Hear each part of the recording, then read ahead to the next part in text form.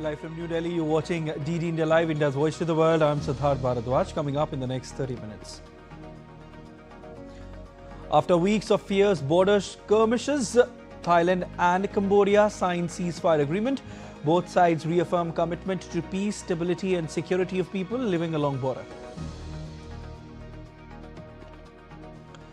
Russia lashes out at Zelennskyy ahead of new Trump talks on Ukraine plan, says Ukraine seeking to torpedo talks on US plan. And England stun Australia to win the 4th Ashes Test at the MCG. 3 Lions win a test on Australian soil for first time in 15 years.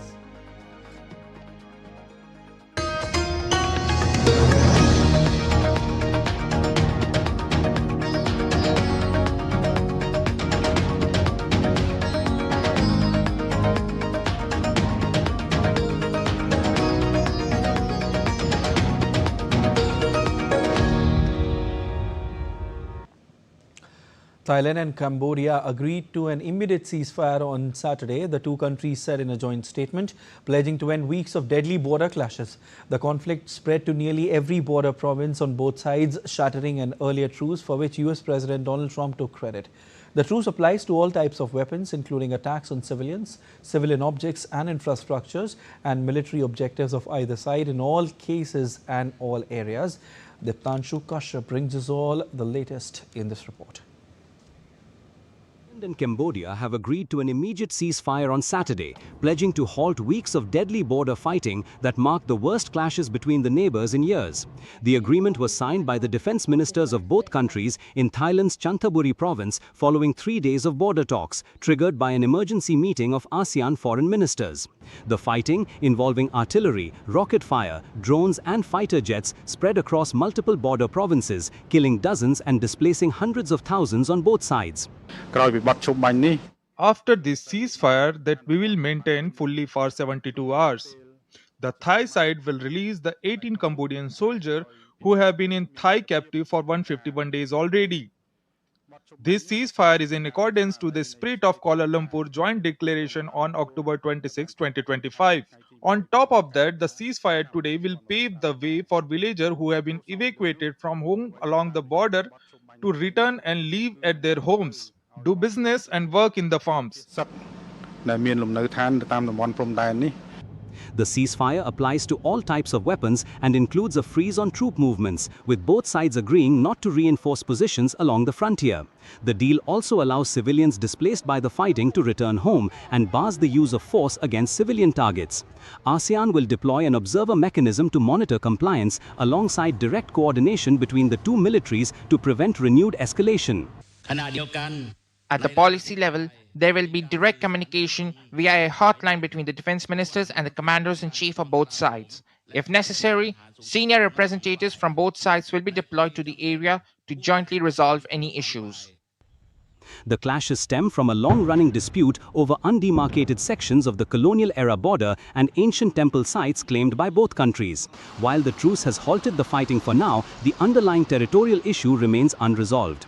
Diplomatic efforts are set to continue, with Chinese, Thai and Cambodian foreign ministers scheduled to hold talks on December 28th and 29th in China's Yunnan province, focusing on the Thailand-Cambodia border dispute. Diptanshu Kashyap's report for DD India. Shifting focus to Russia-Ukraine conflict, Ukraine's President Volodymyr Zelennskyy said on Friday that he planned to meet US President Donald Trump in Florida on Sunday. Zelennskyy said the meeting is aimed at resolving the Russia-Ukraine conflict after he revealed that a 20-point peace plan is 90% ready. He also added that Europe should be involved in upcoming talks and suggested online participation. The latest round of US-Ukraine negotiations produced a 20-point plan to end the war, which has been sent to Moscow. Zelennskyy said this week there were still disagreements between Kiev and Washington over 2 issues. The Ukrainian leader also indicated the plan opened the way to eventually pulling his troops back in the eastern Donetsk region and establishing a demilitarized zone, positions Kiev has been previously reluctant to accept. We have a broad agenda. It will be ready by the weekend, and I think that on Sunday we will have a meeting with President Trump in Florida. We will discuss these documents, as I said, security guarantees. There are several documents in this block, and it would be desirable to find an opportunity to discuss them all. Next is the economic agreement, which is still in the early stages, although there will be several agreements, and here we need to discuss the direction. Ahead of Zelenskyy's weekend meeting with Trump, Russia has accused Ukraine and its European allies of trying to torpedo talks on U.S. plan to end its military offensive. Russia's Deputy Foreign Minister Sergei Ryabkov on Friday said that a text presented by Kyiv this week was radically different to one Moscow negotiated with Washington. He further said that our ability to make the final push and reach an agreement will depend on our own work and the political will of the other party. Zelenskyy, meanwhile, said he held telephone talks on Friday with NATO Secretary General Mark Rutte, Germany's Chancellor Friedrich Merz, and a host of other European leaders, and discussed preparations for the Sunday meeting and progress in talks. The EU leaders reiterated their unshakable commitment for a just and lasting peace for Ukraine. US President Donald Trump has indicated his expectation to hold talks with Russian President Vladimir Putin. Speaking during a media interview, President Trump expressed his eagerness to talk to his Russian counterpart in the near future. During the interview, Trump also said that any peace agreement between Ukraine and Russia would require his approval. Earlier this month, Putin's top advisor Yuri Ushakov held nearly 5 hours of talks with U.S. Representatives Steve Witkoff and Jared Kushner on efforts to advance peace negotiations over Ukraine. Ahead of Trump and Zelenskyy meet, Russia on Saturday attacked Kyiv and other regions of Ukraine with missiles and drones, killing 1 and injuring at least 28 others. The attack cut off heating and electricity for hundreds of thousands of people in the area who were left in freezing temperatures. President Volodymyr Zelenensky said on Saturday that the Russian drone and missile attack on Kyiv showed Russia does not want to end the war.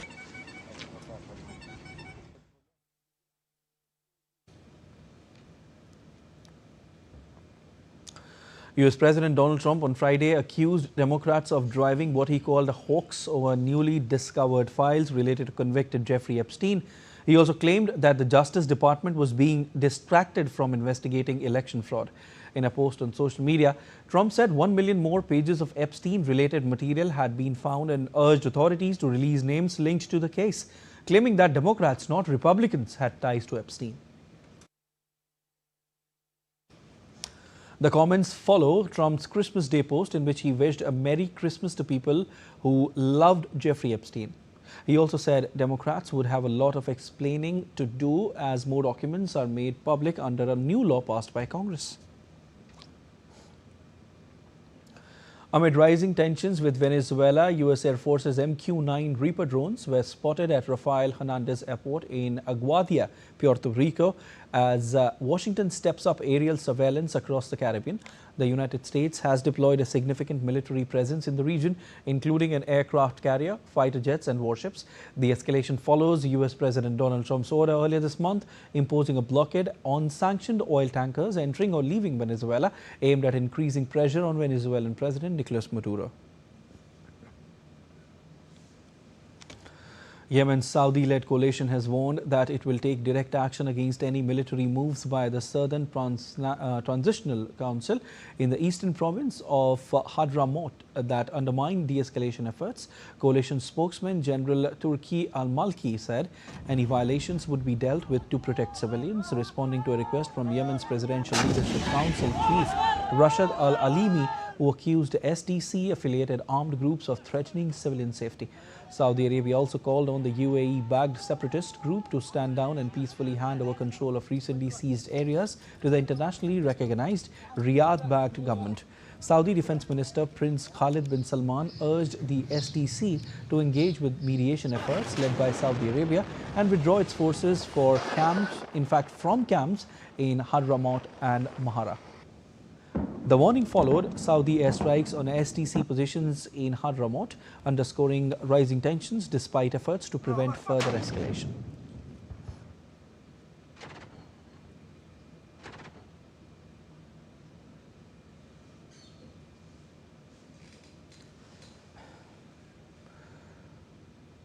Nigeria signals that more joint strikes against jihadist groups are likely following a Christmas Day operation with the United States.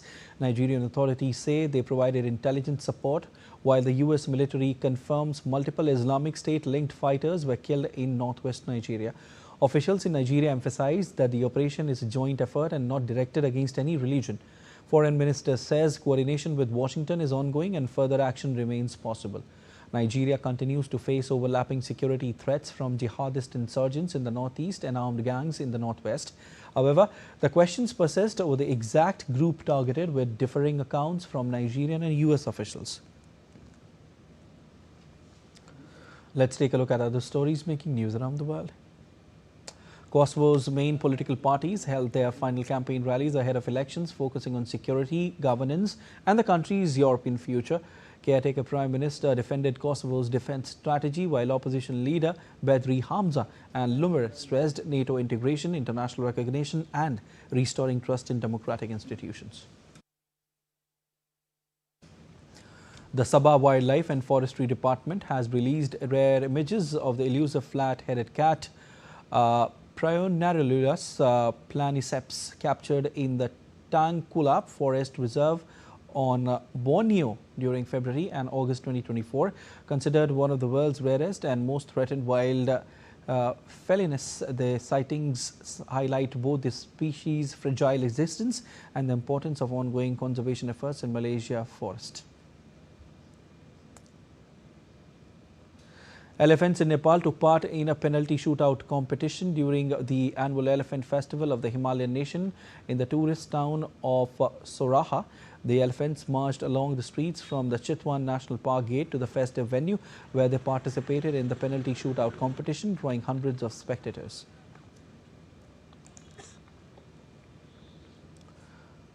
And still to come on this edition of DD Live.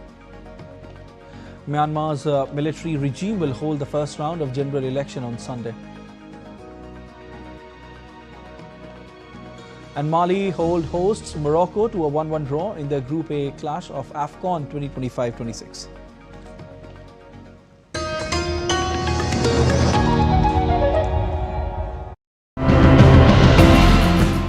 Our choices now are slowly evolving. Cost and convenience still matter, but so does the planet. We are now replacing everyday items with greener and more sustainable alternatives for a better future. Instead of clearing all the trees off, you try to incorporate fruit crops like jackfruit, mango and breadfruit. I think there's a good way to develop the solution to use the smaller pieces of wood or that kind of wood what you can't use to like a building. We took steps to restore the rivers, clear the canals and ensure proper water flow. Initially we made furniture out of the wood. So we thought of an alternative and decided to make it into biochar. Now we supply this biochar to tea factories and boiler industries.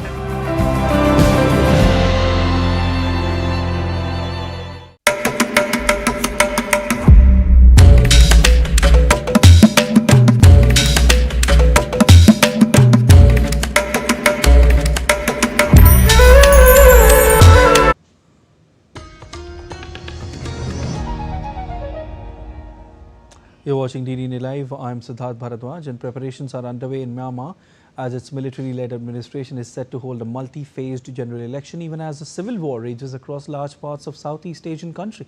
Voting will be held in phases on Sunday in 102 townships and on January 11 in 100 townships and January 25 in 63 townships, covering a total of 265 townships out of a total of 330.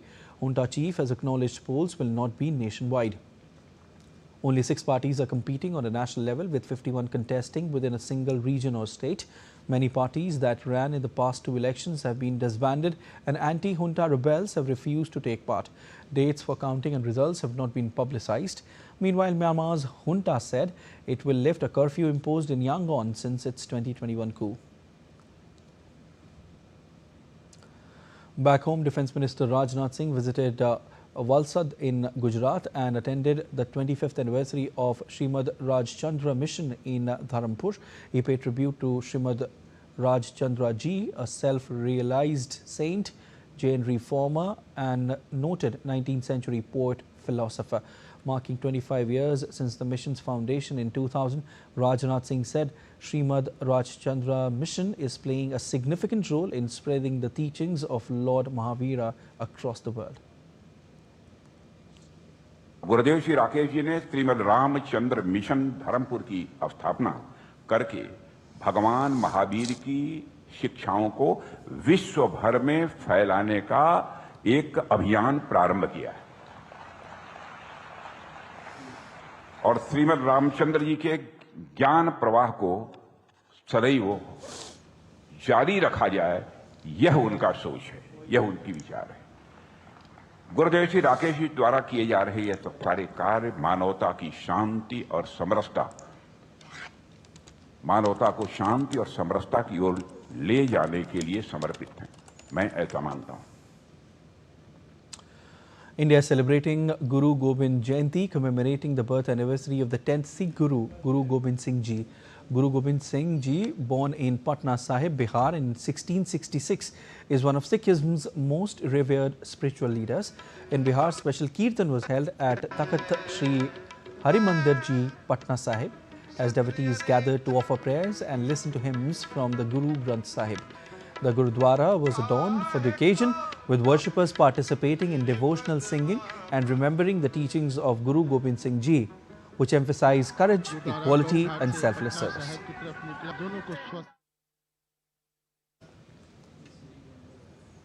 On the occasion of Guru Gobind Singh Ji Jayanti, honouring the birth anniversary of the 10th Sikh Guru, President of India Draupadi Murmu greeted the nation. Taking to social media platform X, the President wrote, and I quote, "Warm greetings to all on the sacred occasion of the Prakash Purab of Sri Guru Gobind Singh Ji. With indomitable courage and rare sagacity, he inspired people to live righteously, uniting his followers into a force that bravely faced mightier adversaries, driven by the zeal to uphold justice and self-respect. He is a symbol of grace in adversity and sacrifice for ideals. May his teachings of unity, compassion and respect for all continue to guide humanity." Unquote.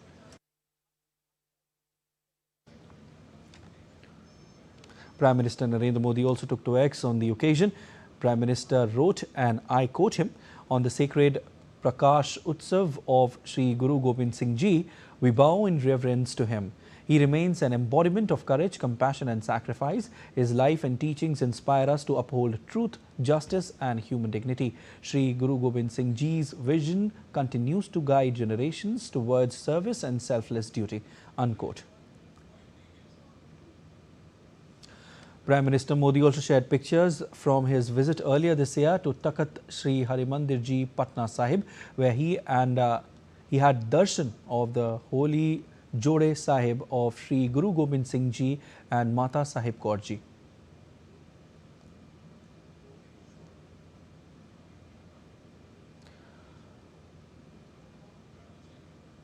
The birth anniversary of the 10th Sikh Guru is being marked across the country with prayers and community service.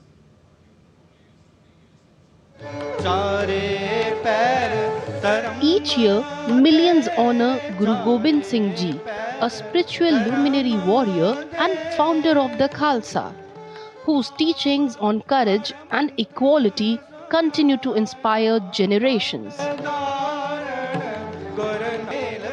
Gurudwaras witness special prayer gatherings as devotees pay homage to Guru Gobind Singh Ji, remembering his teachings of courage, equality and sacrifice.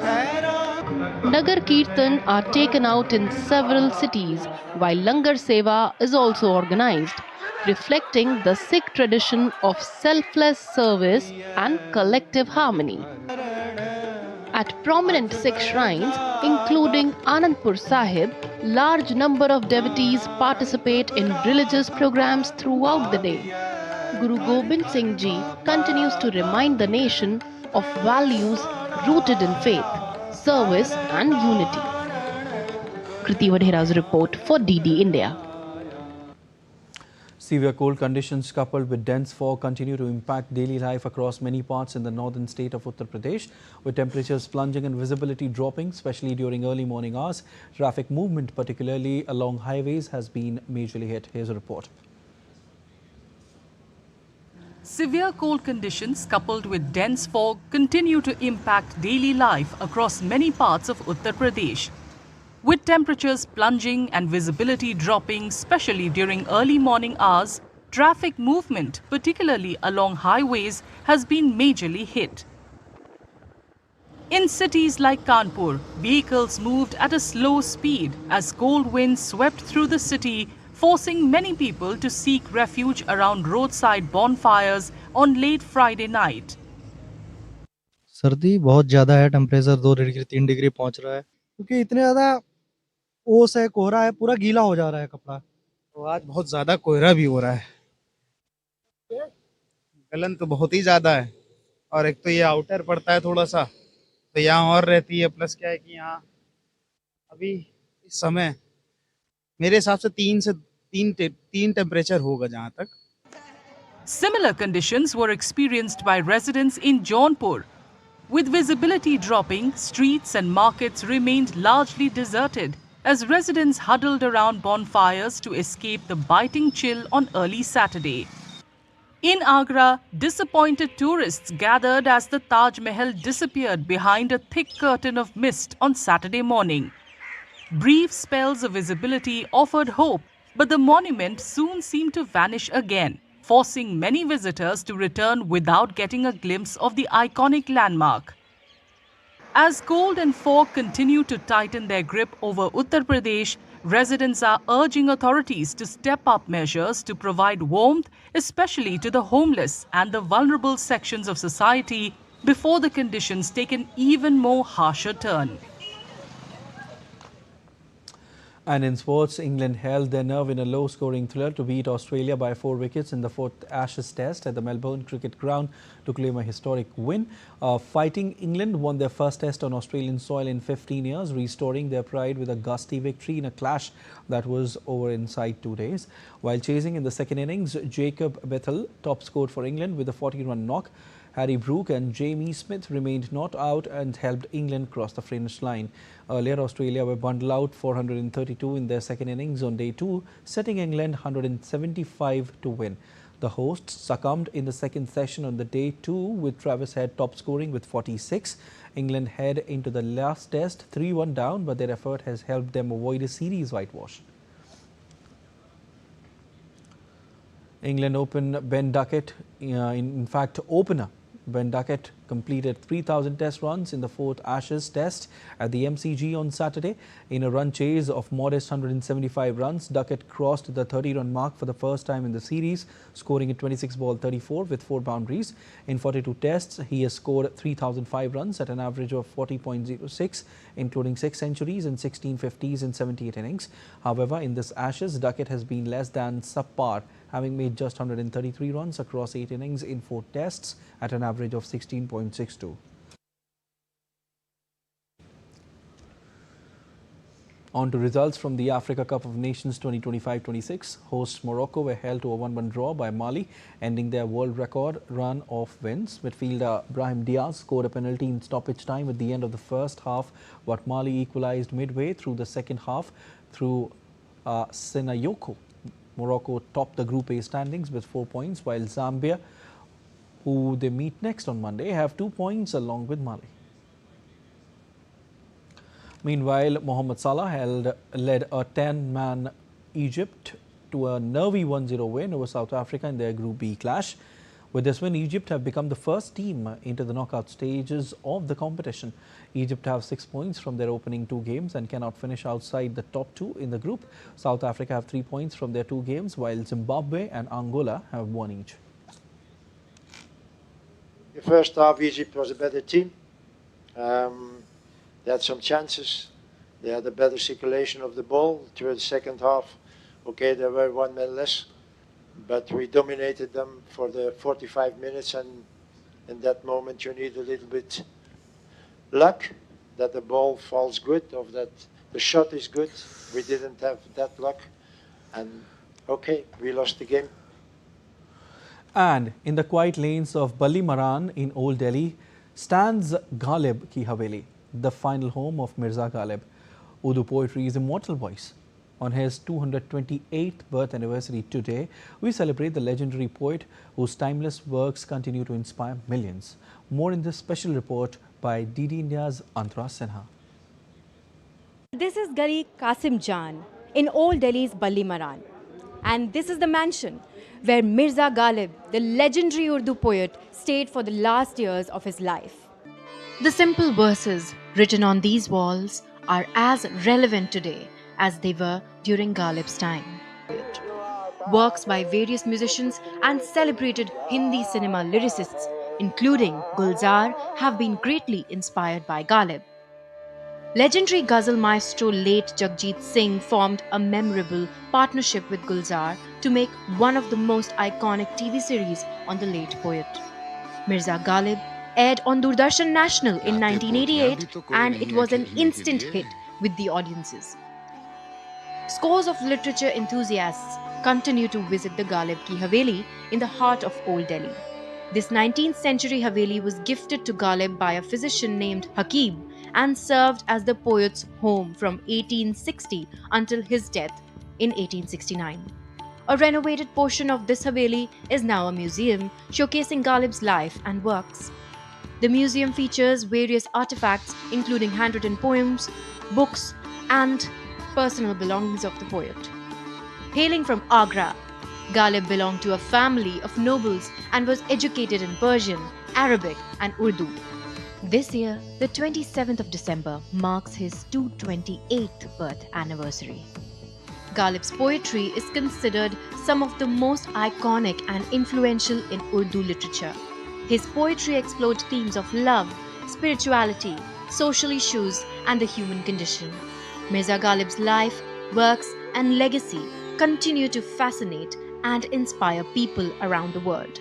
हजारों ख्वाहिशें ऐसी कि हर ख्वाहिश पे दम निकले, बहुत निकले मेरे अरमा, लेकिन फिर भी कम निकले. Urdu enthusiasts and Urdu literature enthusiasts must be familiar with these lines by Ghalib. These mean thousands of desires of mine, each worth dying for. Many of them I have realized, yet I yearn for more. With camera person Kumara Datta, this is Antara Sinha for DD India. That's all for this edition of DD India Live, but let us know your thoughts on the news of the day. For those on the go, you can get all the latest news and updates from India and across the world on DD India mobile app. The app is available on both Android and iOS platforms and you can scan the QR code to download now. We'll be back with more news as it breaks here on DD India. I'm Siddharth Bharadwaj from all of us here in Delhi. Thanks for watching DD India Live.